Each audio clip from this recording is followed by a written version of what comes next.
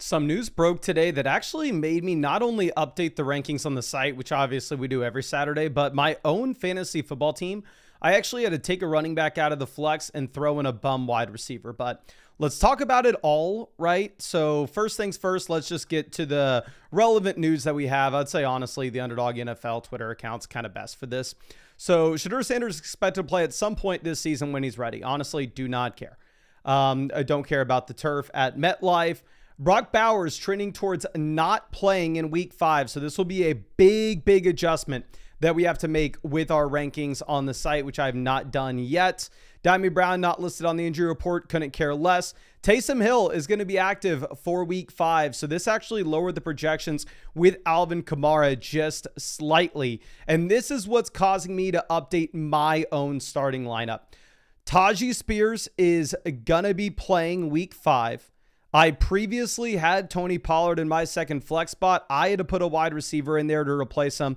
Obviously, we'll show you the updated rankings. And Dolphins going to cut Tyreek. Doesn't impact this week. Let's see if we have anything else here that we did not talk about last night. Jaden Daniels officially going to play, but he's going to be wearing a brace. Deebo Samuel's going to play. We'll show you the projections with all these guys in just one second. But the big thing that we have is Brock Bowers missing, as well as Tajee Spears playing in terms of updates that we have to date. So let me go ahead and let me give you my gut reaction of how we should be impacting the weekly rankings on the site. So these are my rankings at the moment on flockfantasy.com. I had Tony Pollard as a play over Woody Marks, David Montgomery, and Michael Carter, but I'm actually going to be dropping Tony Pollard down a tier to RB26 inside the same tier as Charbonnet or Ramondre Stevenson, and frankly, can't really trust them. I don't even think we have Tajee Spears in the weekly rankings yet, so obviously we're going to have to go ahead. We are going to have to add him. And with Spears, I'm not going to tell you to go through and play him. I would throw him in the same tier as what we have with like Sean Tucker, Condre Miller. The reality is, with Tajee Spears, you're probably the second running back in the league's worst offense, right? So realistically, you yourself aren't that exciting. The impact it's going to make is it's going to have us actually just moving Tony Pollard's viability down.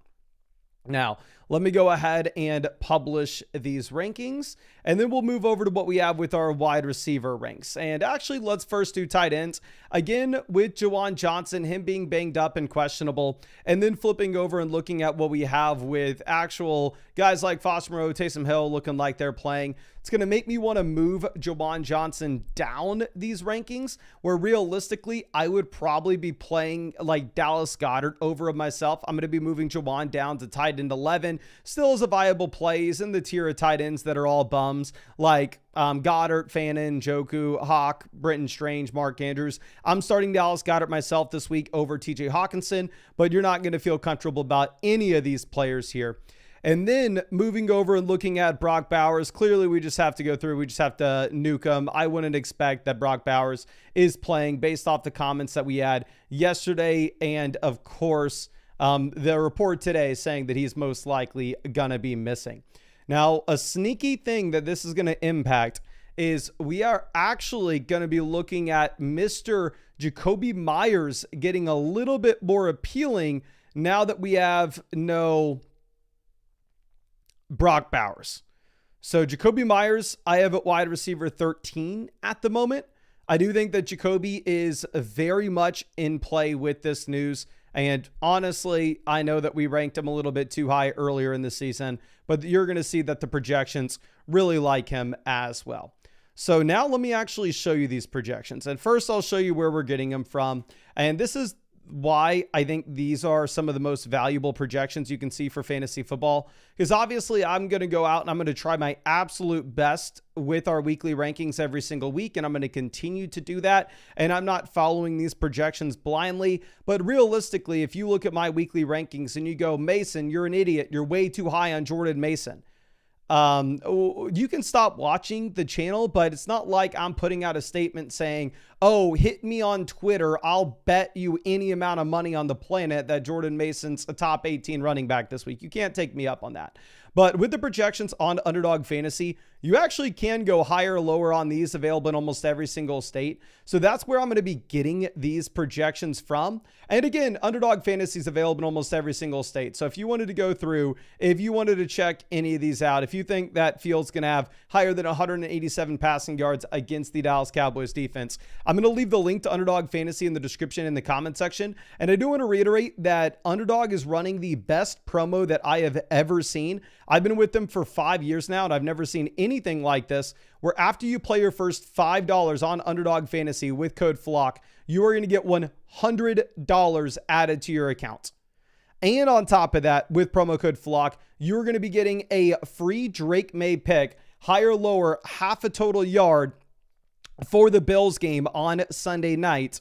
And you'll be getting free questions that you can ask me in the live streams. And I'm going to be live streaming every single day until Christmas. So, of course, just make sure you go down there, drop a like on this stream, and be subscribed to the channel if you want to come out and get your questions answered. And again, you can get those free guaranteed question vouchers by signing up to Underdog and using code FLOCK. But let me go through and let me show you the updated projections. So instead of just scrolling through all of Underdog, I'm going to just make this stupid simple for you.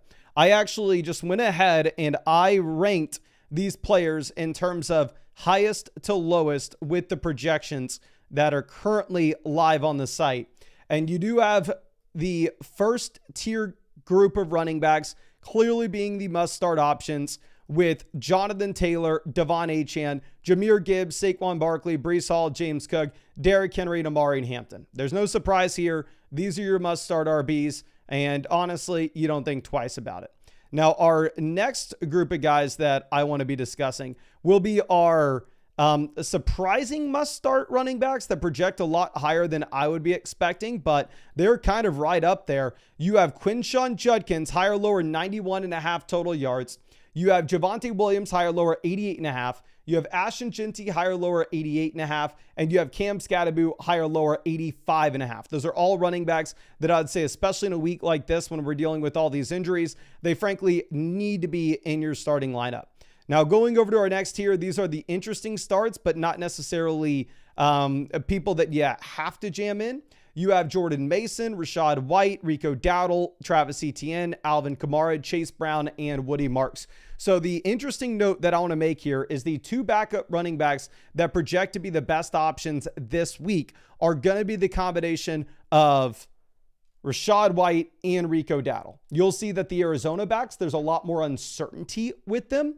But with these two backs, White filling in for Bucky and Dowdle filling in for Chuba Hubbard, their higher lower is 78.5 total yards and 76.5 total yards, which is higher than guys like Alvin Kamara and Travis Etienne, which I'm sure you're planning on starting. So if you had Dowdle, if you had Rashad White, I would say that just natural gut reaction, they'll be must-start players for you. And then especially looking at the projections, that just confirms it. Our next tier running backs, these are intriguing starts if you're desperate. Tony Pollard, higher lower is 69.5 total yards. Tony Pollard's projection before the Tajay Spears injury news was actually up there like higher lower 81.5 total yards. So I previously had Tony Pollard in my starting lineup myself over Stephon Diggs. But since we have Tajay Spears playing, I have gone ahead and I moved Pollard out of my lineup and I have put Stephon Diggs in my lineup. Michael Carter does project out to be the running back one in Arizona at the moment. Higher lower is 62.5 total yards, right in the same range as Walker, David Montgomery, J.K. Dobbins. And I will say, based off these projections, Kenneth Walker is one of my favorite picks on Underdog this week. You have Tampa traveling across the country from Tampa to Seattle at 61.5 total yards, higher lower. I think this is very interesting. We can go ahead and put that as our first little pick in our group. Our next list of running backs is going to be Charbonnet, Ramondre Stevenson, Trevion Henderson, and RJ Harvey. These are players that you want to roster for their upside, but you're hoping they can stay on your bench. And then the last group of absolutely desperation plays that you should be avoiding in any circumstance will be Nick Chubb, Dermicado, Ja'Cory Cross-Merritt, Kareem Hunt, Isaiah Pacheco, Condre Miller, and Sean Tucker. It is interesting to note that Kareem Hunt has a better projection this week than you do with Isaiah Pacheco, which shows you exactly how down bad Mr. Pacheco is. Now let's move over to our wide receivers. And I was surprised to see the number one guy in projections. I don't know if you're going to be surprised to see it, but it is actually Jackson Smith-Njigba. JSN at the moment projects higher, lower 80.5 total yards. And if you compare this to the other wide receivers in this range, you have Nico Collins, 72.5, George Pickens, 72.5, Amon-Ra St. Brown, who is my wide receiver one this week outside of Puka Nacua, is 71.5. Again, we're not going to follow these projections blindly. The reason that I'm going to have Amon-Ra St. Brown higher than Jackson Smith-Njigba in my own rankings is I think based off the offenses they're playing in, the Detroit Lions project to be the highest scoring offense in the league this week. For that reason, St. Brown's more likely to see the touchdown than JSN. And then Justin Jefferson at 69.5. And then we don't really have a Garrett Wilson yardage pick him out. I think Underdog has Garrett Wilson higher, lower 12.15 fantasy points, but realistically, that is going to be somebody that you need to put in. Now, Deebo Samuel is a wide receiver that we need to move up our rankings. Deebo is currently higher, lower 67.5 total yards. You have Jaden Daniels playing. You have no Terry McLaurin. You have no Noah Brown. So they're really going to lean on Deebo here. Xavier Worthy, higher, lower 66.5. Jamar Chase projects to be the 9th best wide receiver option this week, higher, lower 65.5. So I know we've had to say this over and over and over again in the live stream so far this week, but Jamar Chase is still a must start wide receiver. I know he's only averaged 8.5 fantasy points over the past 2 weeks. I know it's been disgusting, but for the love of God, if you put him on your bench, you're overthinking it. Make sure you get him in. I currently have Jamar Chase ranked at our wide receiver 8 mark. Now, I do think we need to move Deebo Samuel up, evidenced by these projections. I'm going to be moving Deebo Samuel up to the top of B tier. Again, if you look at the projections, they're much higher on Deebo Samuel in comparison to what they are with somebody like Igbuka. But if y'all remember, we went against the projections last week with Igbuka, and we called his pick'em one of our favorite on the week. And I think we're going to run that same exact thing back, where Igbuka at the moment, we can get higher than 58.5 total yards on Underdog. And yeah, honestly, I'm going to run with that. And that's actually moved down a yard in comparison to where it was just 5 minutes ago when I filled out this list, where Igbuka, according to the Underdog projections, is actually down here with like AJ Brown, Ladd McConkey, Brian Thomas, Michael Pittman Jr., Cortland Sutton, and Chris Olave. So some of my favorite wide receiver values on Underdog right now would be Igbuka to go higher than 58.5 receiving yards with no Mike Evans. And I also like Cortland Sutton for higher than, it actually looks like that's moved up over the past 5 minutes to 58.5. Now, our next tier, guys, these are going to be plays that you can put in at wide receiver 2. The main thing that I want to point out in this tier is going to be Chris Godwin, where last week, if you remember, Underdog had Godwin like higher, lower 31.5 receiving yards as somebody that you clearly needed a bench before we actually saw him. But now Godwin is up at higher, lower 52.5, which has the 21st best wide receiver projection on the week. I have Chris Godwin down at wide receiver 27, though. I'm still going to just be a little bit more conservative with him. His first week back, he played about 80% of the snaps, but he did only have 5.6 fantasy points. And I think we can afford just to see it one more week. But those are guys that you probably just have to put in. And then the desperation plays, Devonta Smith obviously making a lot of noise in Philadelphia, saying that he's in the same boat as AJ Brown, where he wants the ball more as well. Wan'Dale Robinson, T. Higgins, Stephon Diggs. Again, I have pivoted from Tony Pollard to Stephon Diggs with the Spears news, Jerry Jeudy, Jordan Addison, Khalil Shakir, Keon Coleman, and then Trey Tucker. And then the guys that I would really want on your bench if you can, Alec Ayomanor, higher than 35.5 receiving yards, is also another very interesting projection. But again, I think that you can do two things at once. You can walk and chew gum at the same time, even if I can't say it. We can admit that these projections are going to be very hard to beat, and they're really good baselines for us to look at, but we can say that maybe not 100% of the time, 100% of them are going to be accurate. So if we look at this, Ayomanor projects out very poorly. He projects out worse than Troy Franklin, worse than Calvin Ridley, worse than Darius Slayton. If you check my rankings on the site, I have him a lot higher than this, and I'd be fine if you wanted to go Alec Ayomanor higher than 35.5 receiving yards, considering the context of the Calvin Ridley injury. But I think that's all I have for y'all. Of course, I'm going to be live streaming later tonight, answering fantasy football questions. And at the same time, I'm going to be live streaming Tomorrow morning for like 5-6 hours leading up till kickoff, I live stream every single day answering these questions. You can submit them on flockfantasy.com. It's not like everybody can submit them, but if you use code FLOCK on Underdog Fantasy, then you'll get the guaranteed free question vouchers where you can go ahead and you can submit those questions. Underdog Fantasy is available in almost every single state. You can find the link in the description and you can find it in the comment section. If you use code FLOCK, you are going to be getting $100 added to your account after you play your first 5. This is the best new user offer that I have seen Underdog have in the 5 years that I've been working with them.